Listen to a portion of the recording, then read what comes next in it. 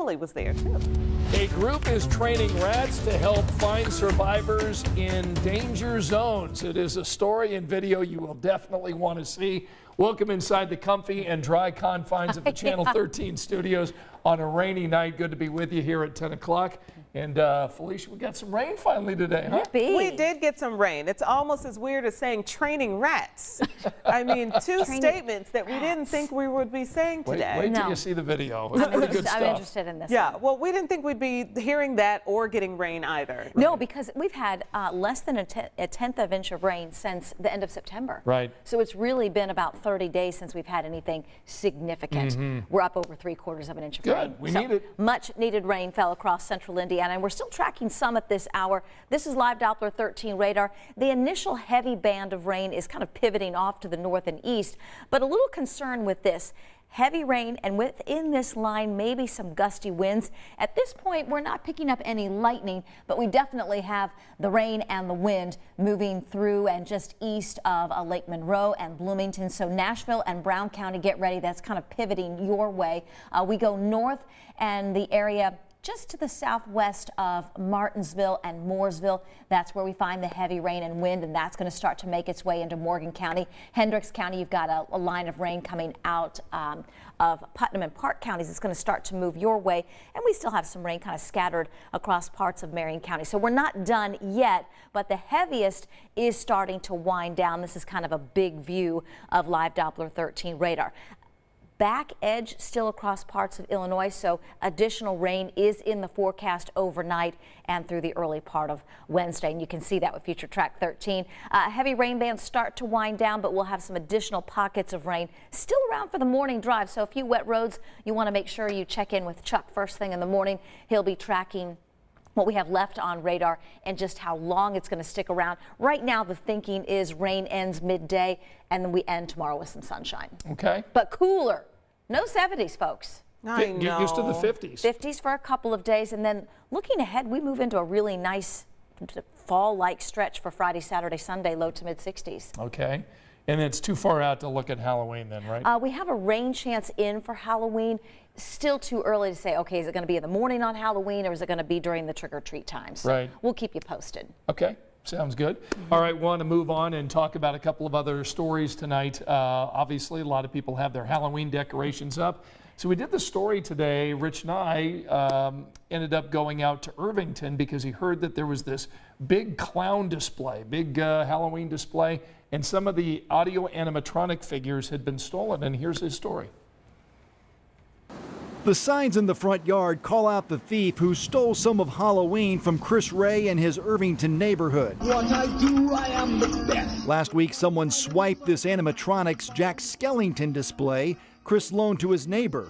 And Beetlejuice, also on loan from Chris, was taken right off the front porch of another neighbor. It's ridiculous. I don't know if you're selling it. I don't know if you're using it for personal display, but you're stealing toys, essentially. Toys that are set out for, you know, children of the community to enjoy and interact with. The thief also tried to steal clowns from the creepy carnival in Chris's yard. Got a 12-foot clown, an ice cream stand, a cotton candy machine with, you know, a dark little twist. I do it because as a kid, you know, didn't have much money to decorate a Halloween, would see all these elaborate displays, and I always told myself I'm going to be the crazy guy that goes all out for Halloween when I grow up. And that's just what Chris has done. If they want candy, they got to come back here.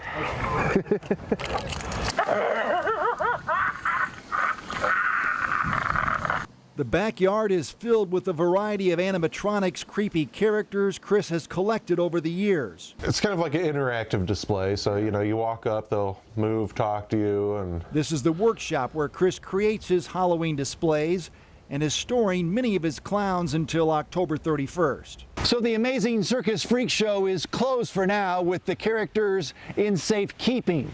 Chris will have this all set back up in time for Halloween.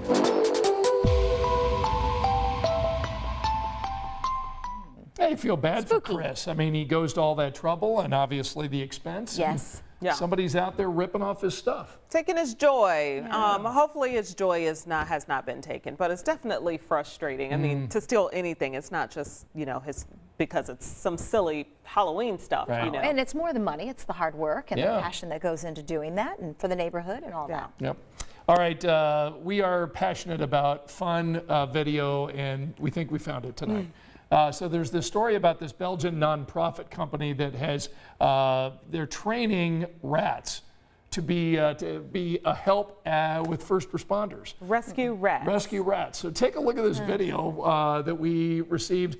I mean, if this had played during April 1st, I would have thought this was a April Fool's joke, but it's not.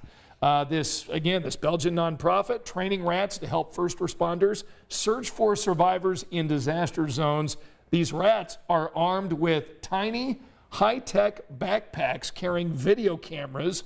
Some of the rats being trained to sniff out landmines and even detect tuberculosis. You can see the rat's got a little bell underneath his chin. Wow. And there's the video camera there. So obviously the rat team could go into small places where humans couldn't probably get to immediately. Yeah. And they've got the whole transistor there, and I suppose the first responders are on the outside checking out I'm not sure what's going on here with the rat. Well, they got to hydrate them, Scott. Oh my gosh, look at that rat on her neck. How'd you feel about that? That's as big as her. That's bigger than her head. No. Ew. No. Where'd she must have gotten that in New York. The size of the rat. It's too far. Although the little backpack is cute, and we could call it a rat pack. A rat There you pack. go. A Rat pack is cute. Yeah, it's I guess the rat team is Wow. called the Renowned Rescue Rat Pack. So that was the best video and pictures today that I thought we needed to bring back here tonight at 10 Task Force o'clock. 1 is pretty good. Yeah, Task Force 1 is really good. Perhaps we'll see them using these rats as members of Task Force 1 in the future. You cringe a bit. Yeah, you do. I cringed a bit. But if they could do good, it'd be okay. Yeah. So we'll keep an eye on When that. have you known a rat to do good? Well, We got a first. yeah. That's the first one? Okay, well, let's start a new trend. Okay. Tonight's the night. All right. Well, we thank you for watching tonight here on the WTHR News app. We're having some technical difficulties on our Facebook page. Apologize for that, but thank you for being with us there on the app.